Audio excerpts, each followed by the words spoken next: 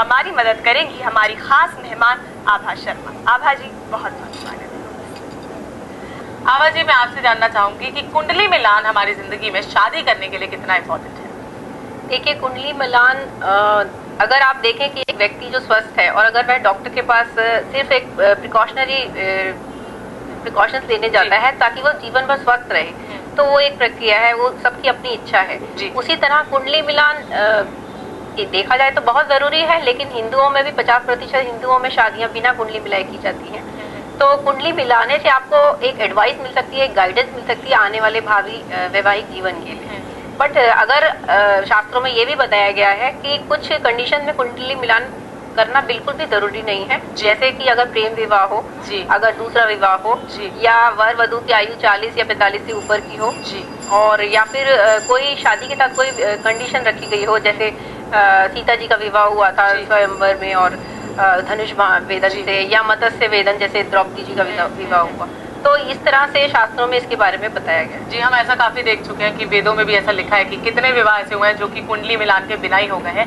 लेकिन आपने कहा कि 40 से 50 वर्ष, 40 से 45 वर्ष अगर उम्र हो चुकी है तो उसके बाद कुंडली मिलान करना इतना जरूरी नहीं होता, ऐसा क्यों?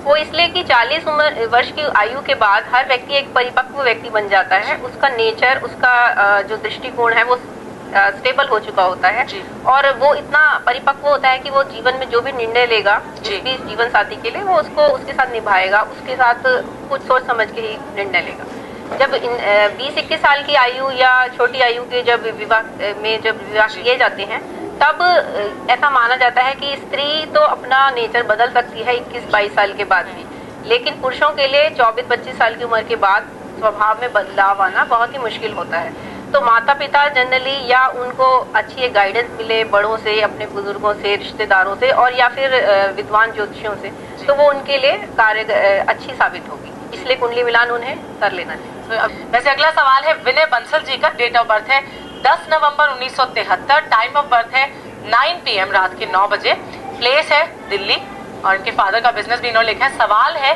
कि अपना बिजनेस कर सकते हैं या नहीं कर सकते? देखिए, बिजनेस के लिए धन योग का होना बहुत जरूरी है, क्योंकि बिजनेस में अप्स एंड डाउन चलते रहते हैं। नौकरी में एक रेगुलर इनकम आपको मिलती रहती है, तो इनके कुंडली में इन्हें तो नौकरी छोड़नी ही नहीं चाहिए, और 40 साल की उम्र के बाद इनको नौकरी के साथ साथ थोड़ा पार्ट टाइम बिजनेस स्टार्ट करना चाहिए। नहीं तो अगर ये अभी छोड़ के अगर बिजनेस स्टार्ट कर देंगे तो इस टाइम इनको इन्वेस्टमेंट ज्यादा होगा, लॉसेस ज्यादा होंगे और प्रॉफिट बहुत कम होगा।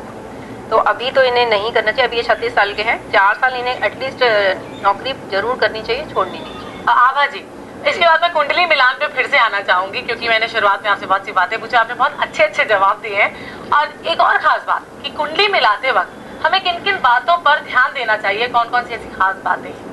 देखिए, पहले तो दोनों कुंडलियां सही होनी चाहिए। उनके जो पिछले जीवन के, जैसे उन्होंने क्या पढ़ा है वर वधू ने, ये एजुकेशन उन कुंडलियों से रिफ्लेक्ट होनी चाहिए। उनके भाई बहन, माँ बाप का करियर, ये सब चेक करने के बाद ही अच्छा ज्योतिषी कुंडलियां मिलाता है, और एक इंडिविजुअल एनालिसिस करके कि उनकी आने वाली दशाएं कैसी हैं कुंडली में, वो अगर अच्छी हैं, उनके लिए विवाह का वो समय उचित है भी कि नहीं। कई बार मैंने ये देखा है कि समय आया नहीं था, अच्छा नहीं था, खराब दशा चल रही थी, विवाह कर दिया गया, तो जरूरी ये ऐसा हो गई कि वो विवाह में, जैसे अभी जो लास्ट समझ लिया कि उनका अच्छा समय नहीं था और उनकी शादी कर दी गई और उनको बड़ा प्रॉब्लम आ रही है एडजस्ट करने में। तो ये देखना चाहिए। दूसरे फिर दशा साम्यम, दोष साम्यम, जैसे मैंने बताया, दोष में ये कि जैसे एक कुंडली में अगर संतानहीन होने का योग है या देर से संतान होने का योग है, और दूसरे की कुंडली में आराम से समय पे संतान का योग है, तो ये दशा, ये दोष साम्यम है, दोष कैंसिलेशन है। ऐसे में हम कुंडलियां मिलाते हैं। ऐसे व्यक्ति की जिसकी कुंडली में संतान ना होने का बन रहा हो योग या डिले है, तो हम उसके ऐसे व्यक्ति से कुंडली, वैसी लड़की से शादी करेंगे जिसमें उसका विवाह होकर उनको संतान प्राप्ति हो सके, समय पे हो सके। और इसी तरह कई तरह ऐसी कुंडलियां भी होती हैं जहाँ पे सन्यासी योग होता है या नपुंसक होने का योग है। ऐसे में देखिए, आज हिंदू धर्म में और भारत में अभी भी ये प्रचलन है कि शादी से पहले आप नहीं जान सकते कि कोई नपुंसक है या नहीं। तो ये सब चीजें हमारे भारतीय ज्योतिष की यही महत्वपूर्ण बात है कि वो कुंडली देख के ही बताया जा सकता है कि व्यक्ति में प्रजनन की शक्ति है या नहीं। तो ये दोष देख लेने से कई बार मैंने देखा है शादी के 2 दिन बाद ही लड़की छोड़ के चली जाती है। So there may be a problem. बहुत सारी ऐसी बातें हैं Yeah. ध्यान रखनी चाहिए जी। वैसे आपने बहुत अच्छे तरीके से हमें बताया और ये सब बताने के लिए आपका बहुत बहुत शुक्रिया और आप नए साल के शुभ अवसर पर यहाँ पर आए उसके लिए भी बहुत बहुत शुक्रिया। जी, मेरी तरफ से भी तथास्तु के दर्शकों को नव वर्ष बहुत मुबारक हो और उनको सुख समृद्धि वाला, ज्ञान पूर्वक उनको धन देने वाला प्रतीत हो, ये मेरी प्रार्थना है। तो आपका बहुत बहुत शुक्रिया।